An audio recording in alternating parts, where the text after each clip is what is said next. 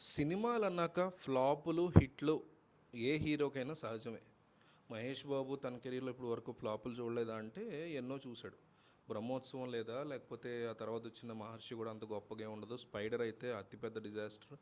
కాకపోతే ఏంటంటే 'త్రివిక్రమ్ శ్రీనివాస్‌తో' కాంబినేషన్ కాబట్టి రాజమౌళి లాంటి బిగ్గెస్ట్ డైరెక్టర్‌తో వెళ్ళే ముందు లోకల్‌గా ఒక పెద్ద బ్లాక్ బస్టర్ కొట్టి ఇండియా వైడ్ వెళ్ళాలి తమ హీరో అని ఫీల్ అయిన మహేష్ బాబు అభిమానులకి త్రివిక్రమ్ ఇచ్చినటువంటి ఈ రిజల్ట్ ఏదైతే ఉందో ఒళ్ళు మండేలాగా చేస్తుందనడంలో ఎటువంటి సందేహం లేదు.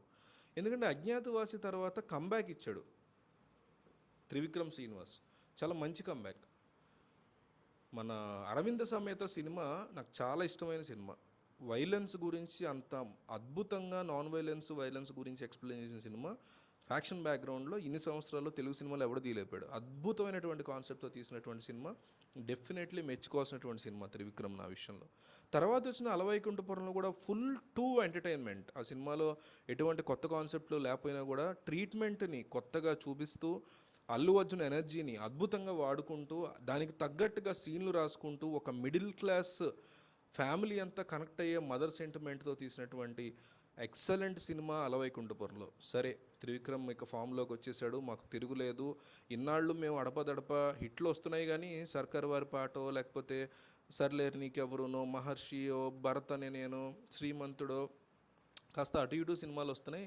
అలవైకుంఠపురం లాంటి ఒక బెస్ట్ సినిమా పడితే మా హీరోకి మాత్రం ఇండస్ట్రీ రికార్డులు బద్దలవుతాయి, దున్నేస్తాడు. నెక్స్ట్ సినిమా రాజమౌళి కాబట్టి ఇక నెక్స్ట్ లెవెల్ ఉంటుంది, మాకు ఆ ఊపు ఉంటుంది. ఎందుకంటే ఇన్నాళ్ళు పెద్ద పెద్ద హీరోల ప్రాబల్యాలు చూస్తున్నాం. బాహుబలి రికార్డుని ఇప్పటివరకు బ్రేక్ చేయలేకపోయాం. సో ఈ కాంబో వల్ల డెఫినెట్లీ సాధ్యమవుతుంది అనుకున్న మహేష్ బాబు ఫ్యాన్స్కి మాత్రం త్రివిక్రమ్ శ్రీనివాస్ ఎక్కడ లేని తలకే నొప్పిని, గురూజీ గుణపాన్ని దింపేశాడు.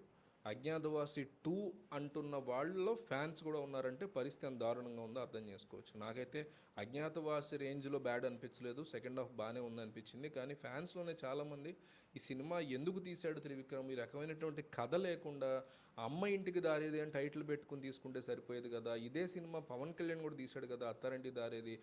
వాళ్ళందరూ వెలేస్తారు వాళ్ళని, అత్త కోసం మళ్ళీ వచ్చి చేస్తాడు. ఇక్కడ కూడా తల్లి వెలేసింది కొడుకుని, మళ్ళీ తల్లి కోసం వస్తాడు, పాటలు పడతాడు, బాధపడతాడు, కింద మీద పడతాడు, హీరోయిన్తో డ్యాన్స్లు వేస్తాడు. ఇంతకు మించి ఏముంది ఈ సినిమాలో? పోనీ తీస్తే తీశాడు మళ్ళీ అదే కథని. ఒక్క హై ఇచ్చే సీన్ కూడా లేదా, ఒక మంచి ఇంటర్వెల్ బ్యాంగ్ లేదా. అదే నా ఇంటర్వెల్ బ్యాంగ్. హీరో వచ్చి విలన్ ఇంటికి వచ్చి విలన్ టీవీలు పగలగొట్టి విలన్ డైనింగ్ టేబుల్ మీద ఉన్నటువంటి ఫుడ్ ఐటమ్స్ని విసిరేసే హీరోకి సంబంధించి ఇంటర్వెల్ బ్యాంక్ తీస్తారా మీరు? ఇంత ఇంత వరస్ట్ రైటింగ్ ఎట్లా చేశాడు త్రివిక్రమ్ అని ఒళ్ళు మండిపోయేటువంటి పరిస్థితుల్లో త్రివిక్రమ్ ఫ్యాన్స్ ఉన్నారు. నాకు తెలిసిన వాళ్ళు ఎంతోమంది Mahesh Babu fans Trivikram phone number ఉందని అడిగిన వాళ్ళు ఉన్నారు. త్రివిక్రమ్ అడ్రస్ పెట్టు అంటూ త్రివిక్రమ్ని ట్విట్టర్లో తిడుతున్న వాళ్ళు ఎంతోమంది ఉన్నారు. సో త్రివిక్రమ్ శ్రీనివాస్ ఇప్పటికైనా రియలైజ్ అయ్యి తన పొటెన్షియల్కి తగ్గట్టు మంచి సినిమాలు తీసి ఒళ్ళు దగ్గర పెట్టుకుని స్టోరీలు రాస్తే, స్క్రిప్టులు రాస్తే, సీన్లు రాస్తే బాగుంటుందని అందరూ కోరుకుంటున్నారు. వీక్ లైన్ తీసుకున్నా పర్లేదు. అలవైకుంఠపురం ఏమీ ఒక సూపర్ మైండ్ బ్లోయింగ్ లైన్ ఏం కాదు, కాస్త యావరేజ్ లైన్ అది. ఆ యావరేజ్ లైన్కి ట్రీట్మెంట్ మహా అద్భుతంగా ఇచ్చాడు. మదర్ సెంటిమెంట్ని బేస్ చేసుకుని మురళీ శర్మ కథ సీన్లు రాసుకోవటం కానీ ఇంకొకటి కానీ ఆ సినిమా ఇంటర్వెల్ బ్యాంగ్ ఎంత బాగుంటుంది. ఇవి ఏమీ లేకుండా ఏ రకమైనటువంటి ఇంట్రెస్ట్ ప్రేక్షకులకు రాకుండా తలకాయ నొప్పి వచ్చేలాగా ఎందుకు సినిమాలు తీస్తున్నాడు, అసలు శ్రీలీల సినిమాలో ఎందుకు కనిపిస్తుంది, ఎందుకు డ్యాన్స్ చేస్తుంది, ఒక లాజిక్ లేకుండా హీరో ఎందుకు అటు ఇటు తిరుగుతూ ఉంటాడు, గుంటూరు నుంచి హైదరాబాద్కి డైలీ బస్సులాగా ఏ పని లేకుండా ఎందుకు ఉంటాడు హీరో అట్లా అంత పెద్ద మిర్చి యార్డ్కి ఓనర్ అయినాడు.